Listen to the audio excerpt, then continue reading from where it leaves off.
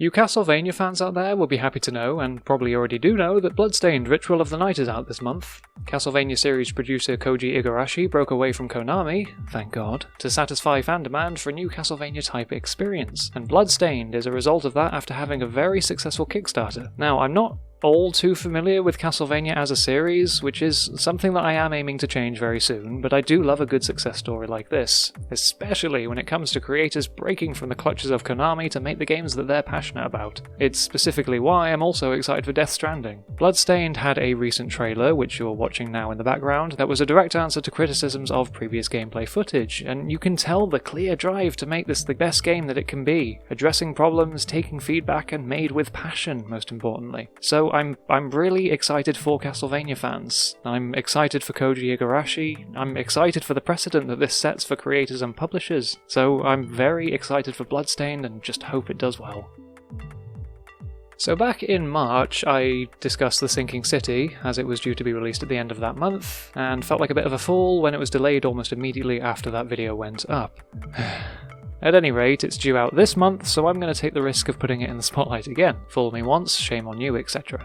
Anyway, The Sinking City. The stories of H.P. Lovecraft and gaming have had a rocky relationship. Direct adaptations, such as both Call of Cthulhu games, always nail the mood and intrigue in the first half, but tend to flounder in the latter parts when you have to fight the old gods. However, games that are directly inspired by Lovecraft, such as say Bloodborne or Darkest Dungeon to name a couple, tend to do better because they are somewhat flexible with adapting the lore to fit the gameplay, which gives me hope for The Sinking City because it's an inspiration and not an adaptation. You play as a private investigator who must survive the mass hysteria that has engulfed New England following a massive flood, no doubt caused by some incomprehensible mass of tentacles. The core of the gameplay is an open investigation system that alters quests and their outcomes depending on how observant the player is, and this is mixed with third-person combat, which I'm hoping, really hoping, is nicely balanced with the detective work and doesn't skew the game into just gunning down the old gods. At any rate, I'm interested, as I always am with Lovecraftian games, so here's hoping this does justice to his eldritch nightmares.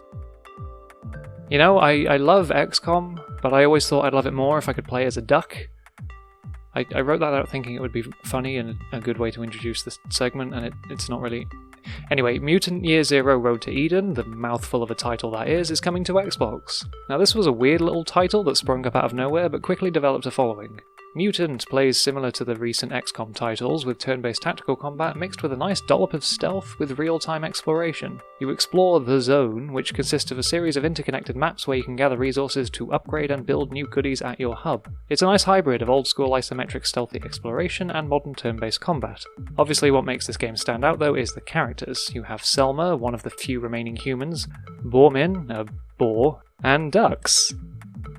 The duck.